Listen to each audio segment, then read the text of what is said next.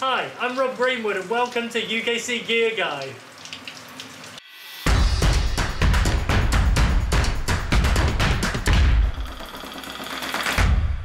Welcome to the UKC Gear Guide. I'm Rob Greenwood and today we will be talking about the highly unsexy area that is reproofing your waterproof jacket. Now when it comes to sexiness, this is the sexy side of things. It's spending £250 on a brand new waterproof jacket. Now it's nice to get something new from time to time, not least because it performs well, and it performs well because it's still in pristine, brand new condition. So when you first go out with your nice new waterproof jacket on, what you'll notice initially is that water just beads off the jacket. It flows nicely off that exterior so that it actually barely gets wet at all, and neither do you underneath it.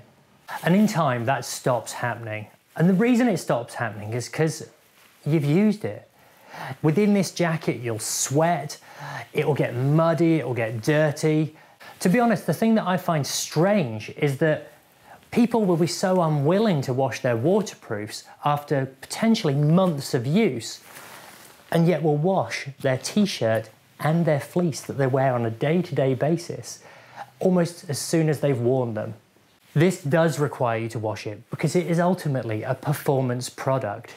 And if you don't look after it, not only will you just get wet and a bit miserable, but also it won't actually last as long. And if you've spent, well, this is the Montane Spine jacket, comes in at £250, but waterproof jackets, Gore-Tex shells for instance, go all the way through up to in excess of £600 to £700, and you're not willing to buy a bottle of Tech Wash, or TX Direct, to give it a good proofing, then you've made a really bad investment. Now, one of the things that's worth mentioning is that in more recent years, jackets require more proofing. And the reason for this is because of legislation due to PFC usage, that's polyfluorocarbons.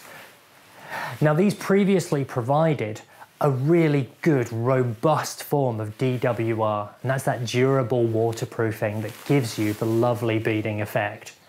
However, on the flip side of that, they were also extremely harmful to the environment. Hence the legislation that's been brought into place to stop and minimise their usage. On the flip side of that though, the alternatives aren't quite as effective, at least yet. So you'll find that in time, where your jacket may have lasted for a little longer with that beading, now it'll be a little shorter. Now you can wash and proof your jacket as many times as you want within the lifetime. There's no too many times or too much washing, providing you follow the relevant instructions. But the message we're trying to get across within this video is that you do actually need to wash it, and you do actually need to proof it, and it makes a massive difference. In terms of when to wash your jacket, the things to look out for, which we've already mentioned, are the beading. Now, generally speaking, the beading will go first on those high wear areas. Usually it'll be over the shoulders, which is where your rucksack strap will be rubbing, but it could also be around your waist as well, where your hip belt will be clipped up. However, there's more general cosmetic things to look out for as well. This is actually at the relatively clean end of the spectrum because I do look after my jackets. However, just a few weeks ago, whilst it was raining, this was an exceptionally muddy jacket. And things like mud, or another thing to look out for is just lines of sweat, snot and drool on the inside of the jacket as well, are all pretty good indicators that it needs a wash. Another more nasal way of doing it is the smell test. If it smells like body odour, it probably needs a wash. If there's any particularly stubborn stains, now that could be mud or dirt, give them a wash underneath either a cold or a lukewarm tap beforehand. Make sure that the zip is done up, and if you can, undo the pockets, because it's also vital that the pockets remain as waterproof as possible, especially if you have valuables in them. If you loosen the draw cords around your hood and around the base of the jacket, you're ready to go. First thing you want is some Nikwax Tech Wash. These come in a range of differing sizes, this being the 1 litre, and is essentially the fast-track way of bringing your jacket back to life. Now, it's worth noting at this stage that you will use far more of the tech wash, that's the washing element, than you will the TX Direct, which is the proofing element. And the reason for this is that your jacket doesn't need proofing every single time. It needs washing quite frequently, but in terms of proofing, that's maybe one in every few washes. It's not necessary to do it every single time. Before you actually click the go button, it's worth having a check just to see how messy your dispenser is. If there's loads of detergent or a ton of fabric softener, that's all things that are not good for your jacket. That will strip all of those DWR properties and it will fill and clog all of those pores of your jacket. So whatever you do, make sure that it's all neat and tidy. And if you feel worried there might be detergent left in the system, give it a quick rinse through. Check the instructions for how much you need, but it will usually be in between 100 and 150 millilitres. When it comes to what settings you use, check out the label on the product in question.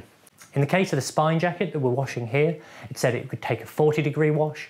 Now, some of the time I'll use 40 degrees, but actually more often than not, 30 degrees is more than adequate. So we washed our jacket. And as we've already said, that might be enough, but today we're going to reproof it as well. So back into the machine it goes. So for TX Direct, it's essential that you've washed the jacket before using it. It's 100 ml per product and you use a 30-degree wash with a slow spin cycle. Now previously it was absolutely essential that you used to have to either tumble dry or cool iron dry your product after it had come out of the wash. Now due to recent innovations, you can simply air dry your jacket once it's out of the wash and it'll still perform just as well. So whilst we're aware that washing and reproofing jackets simply isn't as interesting or as exciting as buying a brand new jacket, it is a really essential part of not only the jacket's performance, but also in terms of its lifespan as well. A well looked after jacket will last for significantly longer than one that hasn't been. So it's a more sustainable and environmental choice, as well as just keeping you drier and therefore happier whilst you're out in the hills. And what's not to like about that?